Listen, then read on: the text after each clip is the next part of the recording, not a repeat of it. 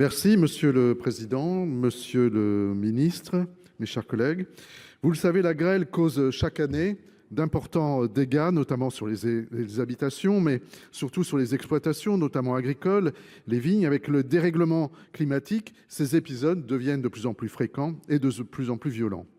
Pour y faire face, des dispositifs de prévention comme les générateurs anti-grêle portés par les associations départementales ADELPHA sont essentiels. En Gironde, par exemple, l'ADELPHA 33, présidée par Dominique Fédieux, coordonne aujourd'hui 139 générateurs. Dominique Fédieux, qui est également président de l'ANELPHA, donc sur le plan national. Mais leur modèle de financement est aujourd'hui gravement fragilisé.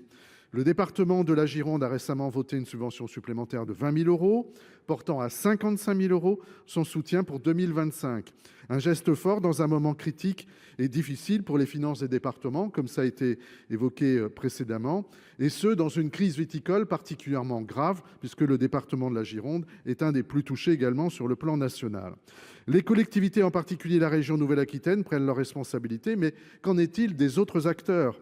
Les compagnies d'assurance qui bénéficient directement de la baisse des sinistres, grâce à ces dispositifs, ne participent toujours pas à leur financement. Leur engagement est aujourd'hui indispensable dans une logique de prévention partagée.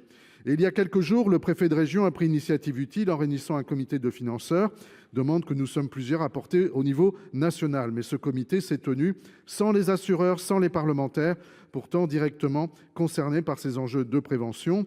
Alors, monsieur le ministre, de manière très concrète, quelle est la position du gouvernement pour faire entrer les compagnies d'assurance dans le financement de ces dispositifs ? Merci. Monsieur le ministre, à vous. Merci beaucoup, Monsieur le Président, Mesdames et Messieurs les sénateurs.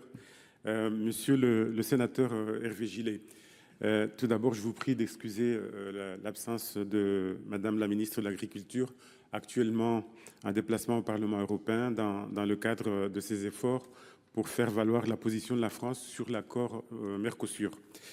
Vous le dites, Monsieur le sénateur, en Gironde, le modèle ADELPHA est fragilisé.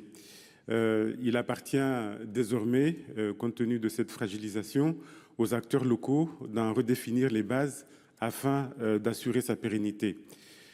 L'État, vous le savez, ne dispose pas de compétences ni de rôle financier direct sur ces dispositifs. L'État suit tout de même ces démarches avec une attention particulière. Et néanmoins, l'État accompagne les agriculteurs face au dérèglement climatique avec plusieurs dispositifs que je vais rappeler ici. Tout d'abord, la réforme de l'assurance récolte, le financement de la recherche et de l'innovation pour prévenir les situations de grêle ou de sécheresse, ou encore ces 1,8 milliard d'euros consacrés dans le cadre du plan France 2030. L'enjeu pour la DELPHA de Gironde est donc de trouver localement une solution de financement pérenne adaptée aux réalités agricoles et climatiques du territoire. L'implication des assureurs, qui est une piste, pourrait être donc à explorer, mais vous le savez, elle relève de la démarche volontaire qui présuppose là aussi d'établir un socle fiable d'évaluation de l'efficacité de ces dispositifs. Donc voilà la réponse que ma collègue Annie Genevard voulait vous donner. Merci, Monsieur Gillet, pour 21 secondes. Merci. Monsieur le ministre, je vous remercie de transmettre à Madame la ministre Genevard justement ces propositions, parce que le gouvernement peut jouer un rôle dans l'implication des assureurs au niveau national. Il peut participer effectivement d'une négociation.